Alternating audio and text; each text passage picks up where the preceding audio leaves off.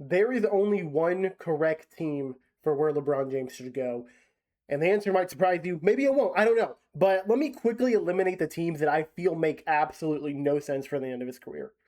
Number one, Philadelphia.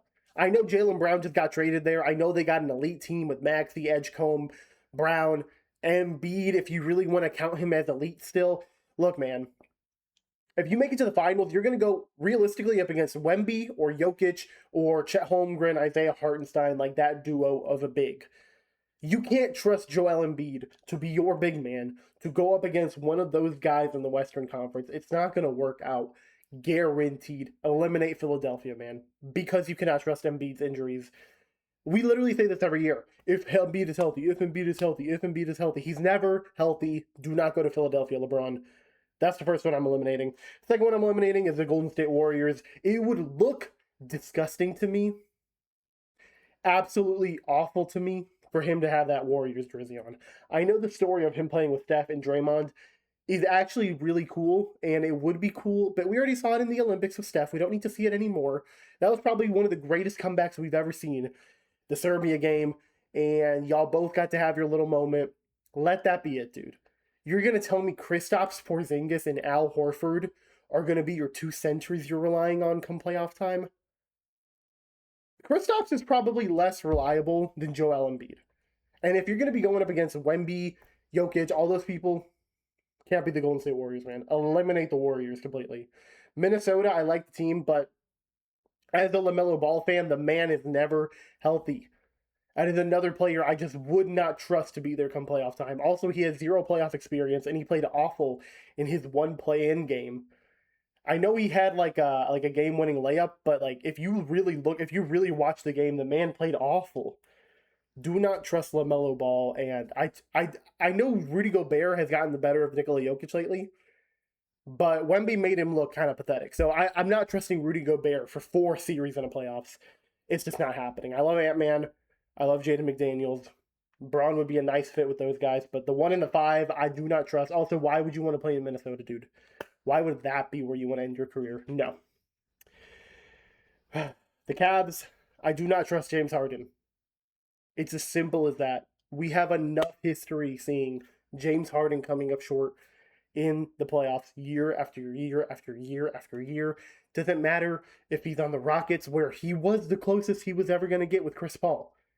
Did not work with Kevin Durant or Kyrie Irving. Did not work with Joel Embiid. Did not work with Kawhi Leonard. Did not work with any of these guys. So why are we going to trust it now? James Harden, Donovan Mitchell are going to control the ball the way Luka and Austin did. Braun, you're not going to be happy there. Guaranteed you will not be happy there. What am I left with? Are those all the big ones? Denver? I think Denver would actually be pretty cool, but I just doubt he goes up there. I don't see a world where he finishes his career with that high of an elevation to play it. It just doesn't make sense to me. I think Miami. Let me bust out the Miami jersey. This is the wow. Wow, this is embarrassing. I was trying to look at the camera, which is mirrored. Anyway, Miami Heat. That is the only option that makes sense, and I will explain why. First, best coach in the NBA is Eric Spoelstra. You could argue Mark Daigneault. You can argue Steve Kerr. You could argue different coaches. I think Eric Spoelstra is the most seasoned, best head coach. He's been to 6 NBA finals at this point. 4 with LeBron, 2 with Jimmy Butler. I think Eric Spoelstra is the best coach you're going to have. Miami has a great front office. They can keep building around you guys. Braun, you've kind of made it clear this isn't your last year. This year, next year, if you want to play a third after that, I think Miami's going to bring in the best free agents, the best minimum guys. Like, if I'm Nicholas Batum, I'm a great three-point shooting marksman. I would rather play for a minimum in Miami than literally anywhere else because it's Miami. No income state tax, all that kind of good stuff, right? So I think the potential to have a great coach and a great front office that can build things around you, I love it. Defensively, I think, like, with LeBron's age, like, him resting on defense with Luka and Austin was unacceptable. Bro, I'm getting hot in here. I'm turning on the fan. Him resting with Luka and Austin was unacceptable because Luka and Austin aren't great defenders. Bam, an elite defender. Giannis, former DPOY, elite defender. He's maybe gone down a little bit, but still elite when it matters. Davion Mitchell, great defender. Andrew Wiggins, great defender.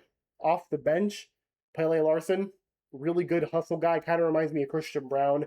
type of defender.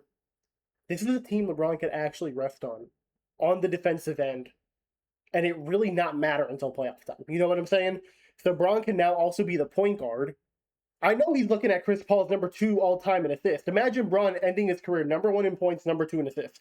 If he's the point guard the way he was in 2020 with the Lakers, where he actually won the assist title, guarantee in the next year or two he's going to pass up Chris Paul to get to number 2. But he needs the ball in his hands. And in Miami, Giannis can play make a little bit, right?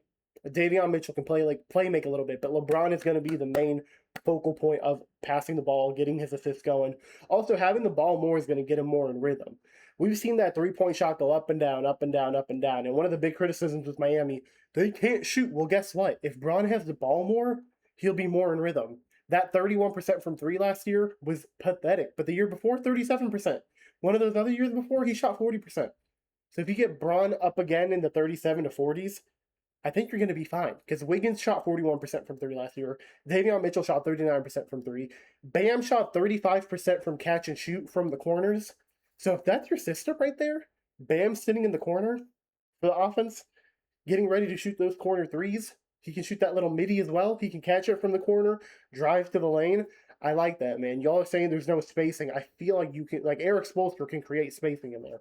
You also got great shooting off the bench with Bobby Portis, who shot like over 40%. Taylor, not Taylor, I was about to say Taylor Horton Tucker. Oh my gosh. Tim Hardaway Jr. I was thinking TH. Tim Hardaway Jr. also shot 40% last year. And then you still have room for minimum guys like a Nick Batum. Recruit him to come with you, Bron. Maybe try to trade for Klay Thompson, you know? Get rid of that Nikola Jovic contract, man. It ain't pretty. That one ain't pretty. So try to get rid of that one to go get a shooter. You know what I'm saying? I don't know, man. I feel like Miami, to me, also reminds me a lot of the Los Angeles Lakers in 2020. I'll show you their three-point shooting for a team who won. Funny enough, Dwight Howard and JaVale McGee are leading the league, or leading the team in best three-point percentage at 60 and 59%. I'm not really sure. Let me zoom in a little bit more, just so you guys can maybe see it a bit better. I won't know until I edit it how clear it looks. Brother, I clicked on the wrong thing. Oh my gosh. Okay, LeBron shot 34% from 3 that year. I think you can get him a little higher this year with Miami. Dwight, JaVale, Jared Dudley, those guys didn't play all too much. KCP, 38%. He was probably their best shooter, and he was at 38%. Danny Green shot 36% that year. Quinn Cook, 36. Avery Bradley, 36. Troy Daniels, 35. Alex Caruso, 33. Markieff Morris came in to be a shooter, 33. Anthony Davis, 33. Rondo, 32. Kuzma, 31. Taylor Horton Tucker, 30. Dion Waiters, 23%. That team was one of the worst three-point shooting teams to ever win a championship in the modern, kind of like from 2000s to now, I feel like. Or maybe like, let's go 2010s to now, because that's when the three-pointer really popped off. Miami's a better three-point shooting team than this Lakers team. Bam can shoot better than AD. Giannis, scratch that with JaVale McGee, that's not happening, okay? But Davion, Wiggins, Pele Larson, I think, can still take a step forward. I think he shot about 33% last year. It wasn't great. It wasn't awful. I think he was between 30 and 33. I'd have to look back again. But Tim Hardaway Jr., he's a good one. Bobby Portis, he's a good one. They can catch fire, you know? And there's still minimum contract availability to sign somebody else. So, hey, if I'm speaking to LeBron directly, I'm telling him to go to Miami. You promise not 1, not 2, not 3, not 4, not 5, not 6. Get that a little higher, man. You only have 2. Why is my camera pretending like my face is all blurry now? What? Clear up. Clear up. Clear up. This is embarrassing, dude. I'm just going to end the video here. I think Miami's the best option. They got the better coach, the better front office of all the places. He's got the elite players in Giannis and Bam to play alongside. I think that team is also built to beat a lot of the big men that I was talking about. Imagine Wemby going up against Giannis and Bam. It's about as difficult as you're going to make it for him. Imagine Karl Anthony Towns going up against that defense. He kind of had his way with San Antonio. He kind of did. Because he pulled Wemby out. But imagine you're pulling Giannis out and you still got Bam in the paint. You know what I'm saying? Like, there's levels to it here. Oklahoma, I feel like defensively, Oklahoma's going to bust you down. Miami can bust them down right back. The Nuggets, they can't defend Giannis and Bam with Jokic. That's not going to happen. So I don't know, man. I think this is the best team. I think this is the best option to win. His best option to be like almost like the faux number one guy, where he's the point guard, he has the ball, he's making the decisions. Anywhere else, other people are gonna have the ball more than him. I know Giannis is still gonna get his, Bam is still gonna get his, but like Braun will have that opportunity to be the main playmaker on a championship contender team and be that Magic Johnson role that we all know he's really great at. That's my hot take. Go to Miami, Braun. Go to Miami. That way I can use this jersey again. I haven't used it in a while.